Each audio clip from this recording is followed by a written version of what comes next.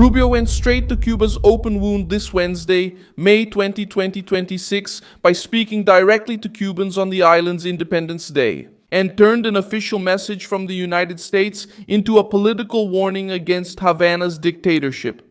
Without asking the regime's permission, Trump's Secretary of State bypassed the communist apparatus, and he targeted the people who have lived for decades amid fear, poverty, censorship, and broken promises, making it clear that Washington sees Cubans as victims of an elite that sees the nation for itself and not as enemies of the United States.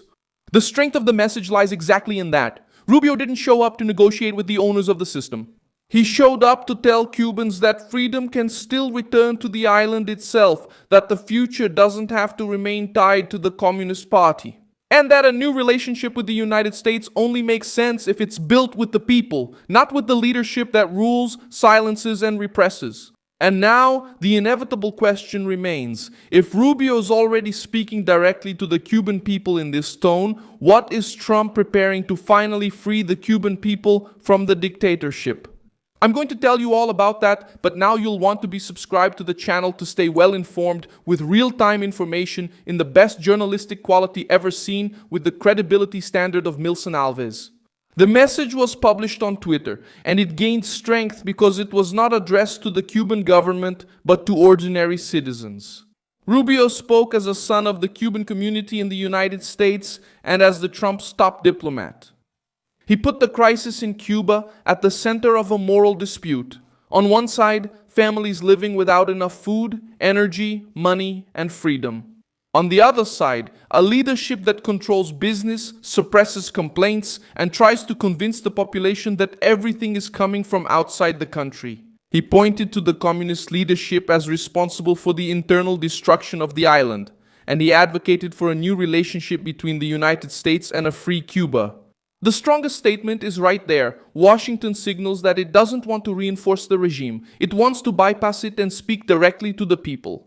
The secretary stated that President Trump offers a new path, but this path does not go through the communist machine. It lies with Cubans who want to work. It means opening businesses, choosing their representatives, speaking out without fear, and living without depending on the permission of a political elite.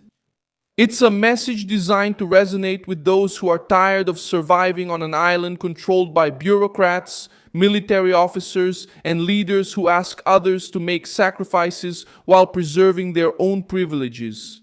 Rubio also tied his speech to the most sensitive moment in U.S. policy toward Cuba. Reuters reported that the message came on the same day the Trump administration was preparing to announce criminal charges against Raul Castro, related to the case from 1996,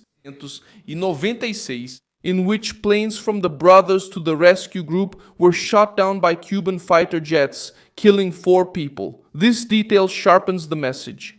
It's not just a show of solidarity, it's part of a political, legal, and diplomatic offensive against the old structure of Castroism. Calling it that has power because no dictatorship fears just speeches. It fears when the people lose their fear at the same time. History has already shown this in East Germany in 1989 when thousands of people took to the streets of Leipzig and other cities demanding freedom. Then the communist regime lost control, the Berlin Wall fell, and a political machine that seemed untouchable collapsed under popular pressure. Cuba has now reached a similar point of exhaustion, with the population tired of empty promises, repression, and a stagnant life, while Rubio speaks directly to the Cubans and shows that the free world is watching the island. When the people understand that they are not alone, the dictatorship begins to lose its strongest weapon: silence. And that's exactly why this message doesn't sound like a simple diplomatic statement, but rather as the start of pressure that could awaken an entire nation against the regime. What Rubio did was separate the Cuban people from the dictatorship. He spoke to those who are on the island and to those who have family outside of it. The central promise was not one of eternal charity, but of a new Cuba where the ordinary citizen can have a store, a restaurant, a bank, a construction company, a newspaper, a broadcaster, and the freedom to replace their rulers by vote. The strength of the message lies in the contrast. Rubio pointed out that Cubans thrive in the United States, in politics, in business, in music, in sports, and in various other fields. Meanwhile, inside Cuba, talent is held back by a system that only allows those close to power to rise. The Cuban government responded by attacking Rubio and accusing the United States of aggression. This response was expected. Havana tries to maintain the narrative that all the suffering comes from American sanctions. Rubio responded in the most dangerous way for the dictatorship. He took the discussion away from technicalities and toward political responsibility. Instead of discussing only numbers, contracts, and blockades, he was effectively asking why the Cuban elite keeps ruling while the people remain silenced by repression. The warning also relates to previous statements by Trump and Rubio himself. In March 2026, Trump said that the United States would do something about Cuba very soon, while Rubio stated that Cuba needed new people in charge. Now the message in Spanish shows that the White House has not abandoned this stance. The pressure continues, but with a clear strategy to weaken the legitimacy of the dictatorship in the eyes of its own population. Rubio's speech doesn't need to announce tanks to sound threatening to the regime. The danger for the dictatorship lies in the political content. When the United States Secretary of State says that the future should be negotiated with the people and not with the elite that controls the island, he sends the message that Washington no longer sees Havana as the sole channel. For a regime that survives by controlling information, fear, and dependence, this kind of direct communication is a blow to the heart of the official narrative. The Trump administration also knows that Cuba is going through a period of profound weakness. The economic crisis, the departure of young people, the erosion of the Communist Party, and the lack of confidence in the future have created room for more aggressive external pressure. Rubio took advantage of this very window. The message has both an internal and an external target. Inside Cuba, it tries to break the psychological isolation of those who feel they have been forgotten.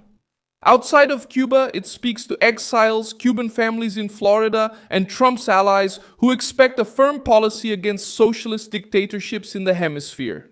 That's why the speech took on a tone of warning. Rubio wasn't just commenting on the crisis, he was warning that American patience with the Cuban dictatorship is running out. The next step now involves three fronts. The first is legal pressure against historical figures of the regime, such as Raúl Castro. The second is diplomatic pressure, with Washington presenting the dictatorship as directly responsible for the island's ruin. The third is emotional pressure on the population, showing that a way out is possible and that the United States wants to appear as allies of the Cuban people, not of the system's rulers. The question is how long the dictatorship can prevent the Cuban people themselves from hearing this call and starting to see the fall of the regime as a real possibility. I'm Milson Alves, Global International Affairs Analyst, and my purpose is to keep you well informed with the truth every day. The news links are in the video description. Leave a like on this video, subscribe to the channel, and at the end, check out the comments so you can be even more engaged with the Milson Alves global community.